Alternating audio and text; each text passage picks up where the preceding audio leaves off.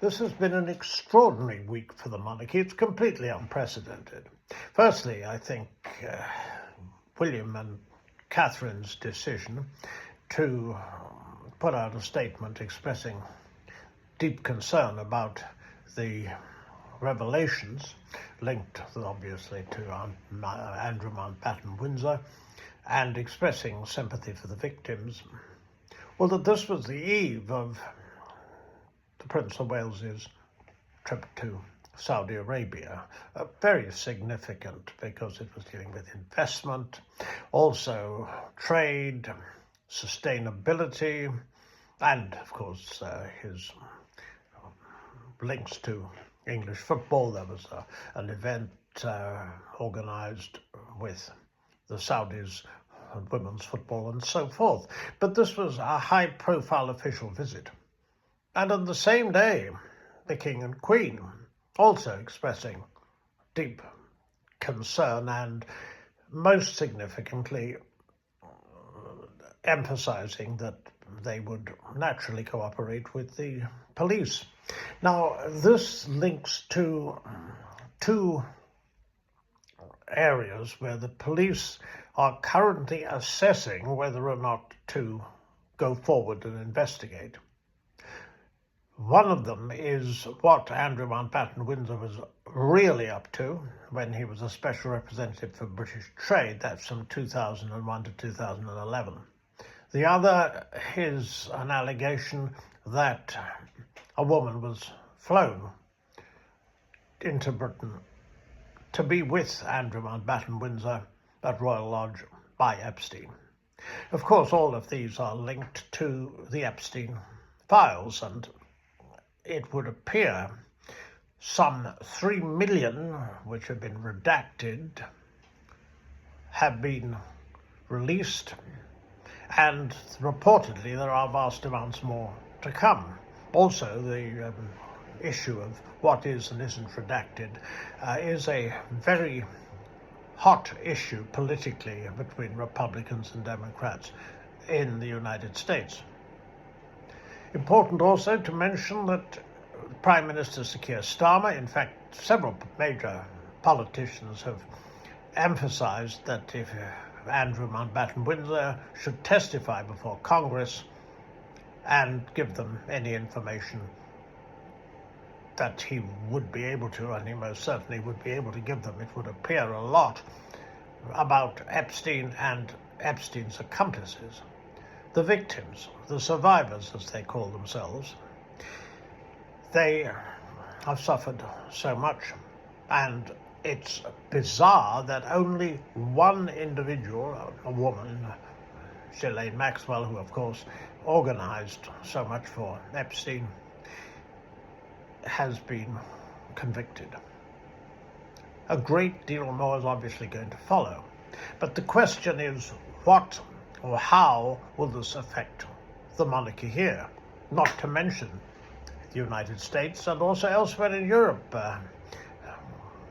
Crown Princess Mette-Marit of Norway, for example, is involved. As the net is spread wider, Epstein is alleged to have boasted that he had Britain sewn up. Now, that presumably means, firstly, Lord Mandelson, and I hope he won't remain a lord for much longer, an absolute disgrace, being investigated by the police, and Andrew Mountbatten-Windsor, and also apparently there's a third man.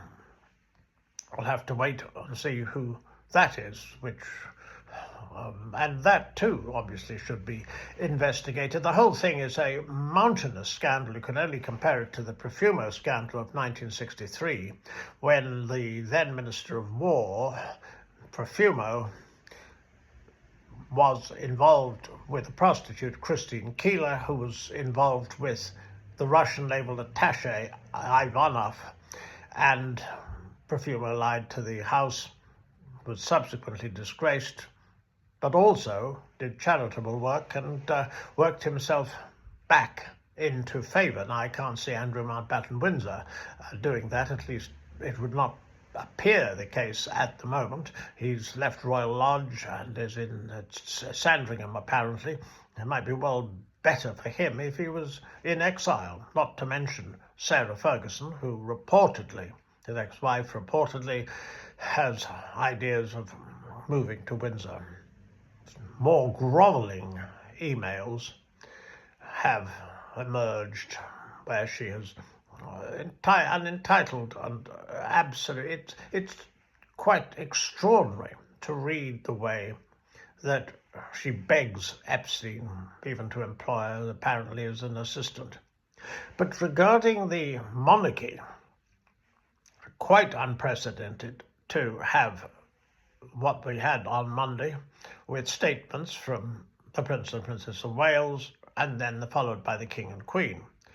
William's official visit to Saudi Arabia went well enough, but the problem is now that, firstly, there are hecklers. Every heckle, every time a member of the royal family is heckled, it makes headlines. That's ridiculous and grossly unfair, but it's what's happening at the moment. And secondly, what about the actual publicity, the actual popularity of the institution? Now, what we can see for the moment, Republic put out a poll showing the monarchy's fallen to 45%. The YouGov poll had it at 59%, which is very different. But the facts are that young people are increasingly disillusioned. There's no doubt about that. The other problem is, what can they actually do about it? Now, earlier in the week, I was on Jeremy Vine at Channel 5. I was asked, should the king apologise?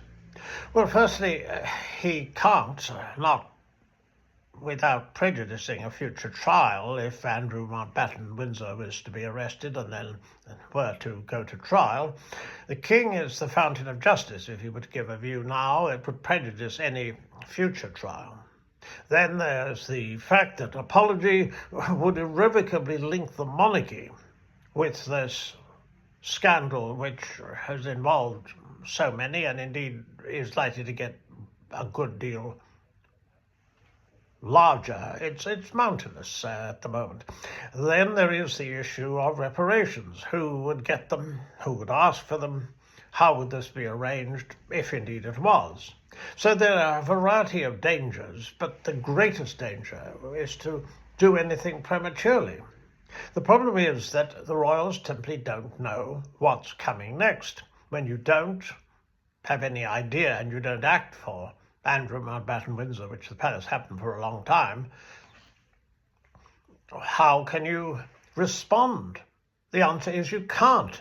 Hence the fact that it supposedly got too much without royal intervention, so we had the two statements.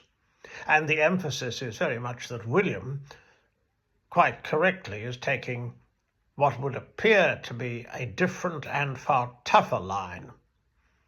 But it is a question of interpretation. It's very difficult to prove this, and in any case, we're likely to get, and have had, more allegations. The allegations are that when a trade envoy, firstly, at several destinations, including China and Vietnam, Andrew Mountbatten-Windsor was in touch with Epstein, and also the possibility of an investment, apparently, in Helmand province, Afghanistan. And then there have been even more emails about what apparently was intended, it doesn't appear it went ahead, regarding Epstein's ideas for links with Colonel Gaddafi in Libya, which apparently reportedly involved Andrew Mountbatten-Windsor. Also, the Royal Bank of Scotland and the bailout. That too, apparently, Andrew Mountbatten-Windsor was in touch with Epstein. Some of this was done through intermediaries and so forth. So it's quite a web to interpret. And also, when you've no idea what's coming, I mean, it's I can only say enormous. So you've got the situation where the monarchy is firmly on the back foot. They can't respond because they don't know what they're going to get. Andrew Mountbatten-Windsor, the allegations against him by the anti-monarchy group Republic. They're being assessed by the police. They may well go forward, in which case, of course, the law would take its course. It might lead to an arrest, and that might lead to a trial, and that indeed would be a cause célèbre. Then there is what's happening in Congress, and the release of the files, and the fact that there are apparently many more files that haven't been released. Then there's the question I mentioned earlier of the redaction. So this has the likelihood of this is that it could even affect a future reign, even when Prince William comes to the throne, because there's so much debate and dispute about what's being redacted in the United States, and also so much more to come. And also we don't know how a whole variety of allegations. There's a stripper who might bring a civil suit against Andrew Mountbatten-Windsor, so it's been reported. And indeed we may well discover other individuals who have cases against him. There have been extraordinary photographs. One of them is on all fours, and there's an unidentified woman lying prone beneath him.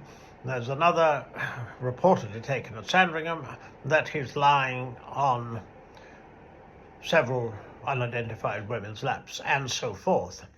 This is a ghastly scandal, and it represents the most serious crisis for the monarchy since the Princess of Wales's untimely death in 1997 and the public's reaction to that.